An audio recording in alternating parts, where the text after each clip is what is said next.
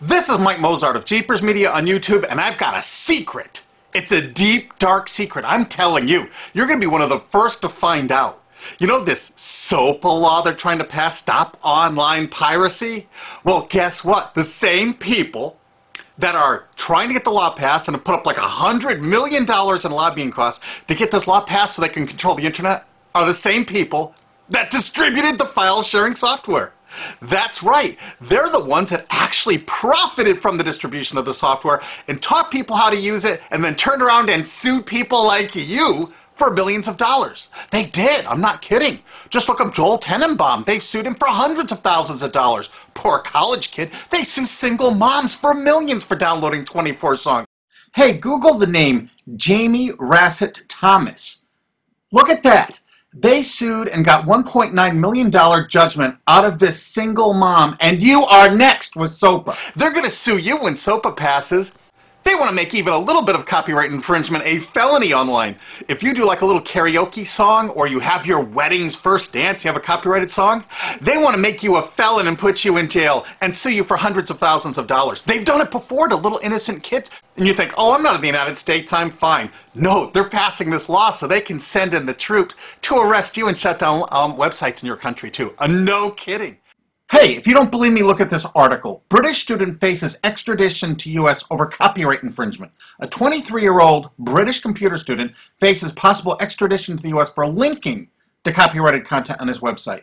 He didn't even post copyrighted material. The student, Richard O'Dwyer, was accused of copyright infringement after setting up a website, TV Shack, which had links to thousands of movies and TV shows, but did not host them. He just linked to them.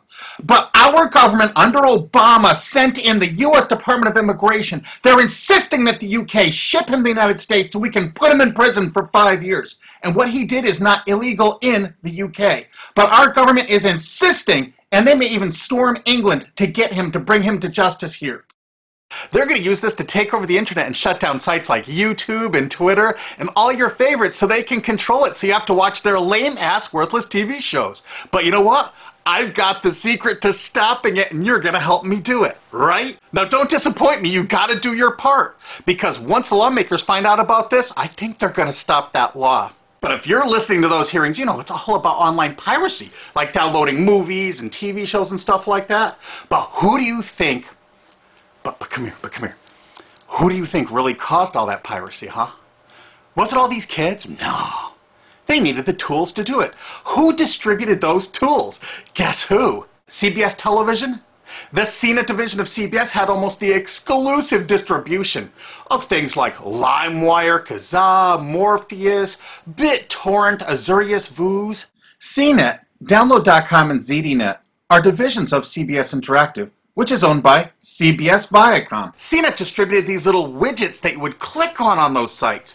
CNET would host this software on their own servers after they've tested it for effectiveness, after their editors approved all the copy and all the pictures, after they tested it thoroughly to make sure it worked perfectly. Then they'd allow it on their site, and they'd give people this widget, because the more downloads that appear on CNET's charts. Because at one time, CNET was a very popular site, and they wanted to be on those charts, so people would say, ooh, the most popular download of the day, I want to be there. Right now you're saying, hey, a lot of other sites had that software besides CNET. Oh, yeah, they did.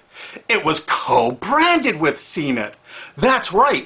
They made deals where they would distribute their content on sites like AOL, MSNBC, ESPN, Disney's Go.com. Hey, now it's time to wake up. These SOPA supporters, most of them distributed the file-sharing software and taught people how to use it.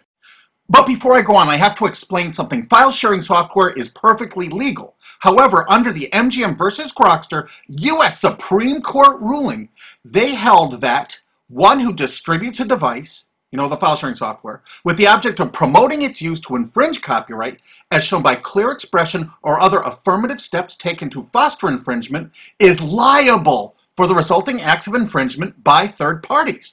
This is regardless of the device's non-infringing uses. In other words, you can distribute it, but you can't encourage anyone to use it to infringe copyright. And do you know what? CNET and CBS did just that thousands of times. Hey, you SOPA supporting music rights groups, listen up to this. Now, here's one of those ESPN, Disney, CNET co-branded pages.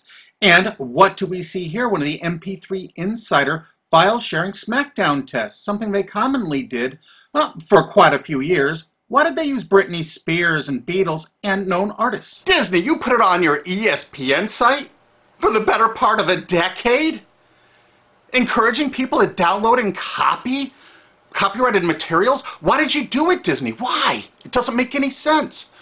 But why would Disney even have their own branded piracy software, branded for Go.com, one of their portals? That's right, the Walt Disney Company that's plowing millions into getting SOPA passed has a ghost of file sharing past. Their own branded file sharing service to get free MP3s branded the Go Network.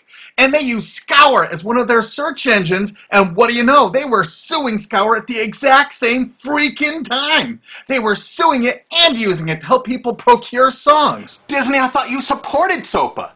That's right, guys. Disney's one of the key supporters of SOPA. And enjoyed a decade-long distribution deal with CNET for all those downloads. Another one of the key supporters of SOPA, Warner. The Warner Corporation distributed this software through their AOL portal for years and made a bundle doing it. They distributed Kazaa, for God's sakes, BitTorrent. They did them all. AOL? Oh, no, you didn't, AOL, because you were part of Time Warner. They're leading the charge for SOPA. And did you know that the co-founder of CNET, Shelby Bonney, was actually on the board of directors and the chairman of the board of CNET and on the board of directors of Warner Music Group at the same time, distributing all this file sharing software while Warner was actually distributing this material through their AOL portal. It just doesn't make any sense. Why would they do that? Why would all of the entertainment companies, it seemed, distribute all this software and encourage people to use it to infringe copyrights when no one else was really distributing this software? And AT&T Broadband Online was in partnership with Comcast. What did they distribute? No, not Kazaa. Yep, that's right. They offered all the co-branded software downloads of CNET, including Kazaa, 281 million downloads. And don't forget that CNET had their own built-in search engine.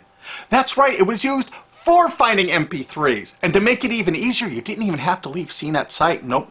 They actually helped you out by suggesting people like the Beatles or Beck's Loser song. That's right, CBS CNET's Search.com offered the easiest way to find free MP3s. Look at this, they even show you how to get Beck's song Loser, one of the ones that Joel Tenenbaum was sued over. And look, they had presets for YouTube, Britney Spears, and Madonna, and returned results like this that were a simple right-click away and downloaded right from CNET's own cozy little site, so you never had to leave. You can get music for Rush, Incubus, Lenny Kravitz, and more. They maintained this for years as a piracy system. And you simply just push find, and it returned embedded links that you would right-click on and download the songs directly from CNET. They made hundreds of millions of dollars doing this, guys. Hundreds of millions of dollars, while suing kids for using it exactly as they instructed. You got a lot of splaining to do, CBS. A lot of splaining. We can't wait for Discovery. NBC was a big investor in CNET. Bet you didn't know that. And Paul G. Allen from Microsoft, he was a big investor in CNET. And one of the biggest distributors of file sharing software co-branded with CNET with all the reviews was Microsoft, the MSN network, and the Microsoft website itself. Look at these examples. And they co-branded all of CNET's content, including those product reviews, using real songs to find out which was the most effective way to steal the music. Of course, real titles, real names, and they covered Grokster, Morpheus, Kazaa, BitTorrent, everyone. They used known copyrighted songs. They used known copyrighted material to test and show the effectiveness of this software. They left those reviews up for over a decade, linking directly to the software downloads. What do you think the intent was? Can you say inducement? And of course, LimeWire. LimeWire too? And Microsoft also distributed the content directly from Microsoft.com co-branded and made distribution deals for a profit with Kazaa. No way. Well, Microsoft themselves distributed BitTorrent right on their MSN site. They featured it, their proud investment. It's strange how the content licensing partners for BitTorrent just happen to be most of the people supporting SOPA. And they know it was used for piracy. The CNET writers admitted that it was the king of piracy online, that you could use it to procure copyrighted materials. They advertise that fact all the time in their editorial copy, with hot links to go download it so you can get the material yourself. And let's not forget that CNET distributed all the DRM removal equipment. That's right, Download.com is a division of CNET. And what they did is they distributed DRM removal software for everything. Blu-ray, video games, just about everything.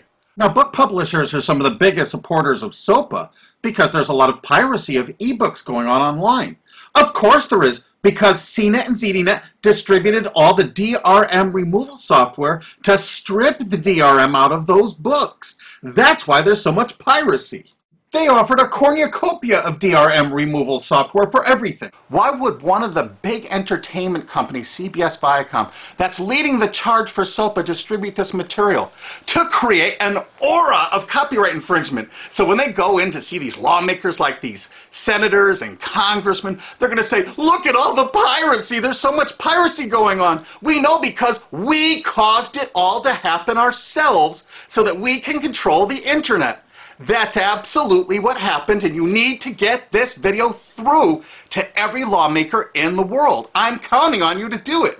And you think that's not going to make a difference? If those lawmakers see this video and the evidence we have, they're going to say, whoa, these are all the people that sent lobbyists into my office this week about all this piracy. Why the hell have they been distributing this software for a decade as the exclusive distributors? The virtual exclusive distributors. Why would they do such a thing?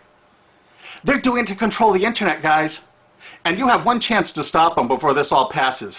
And this is it. You want to be a hero, you get this to as many lawmakers in your country, attorney general's offices in your state, your senators, congressmen if you're in the United States, or the lawmakers in England, Australia, whatever country you're in.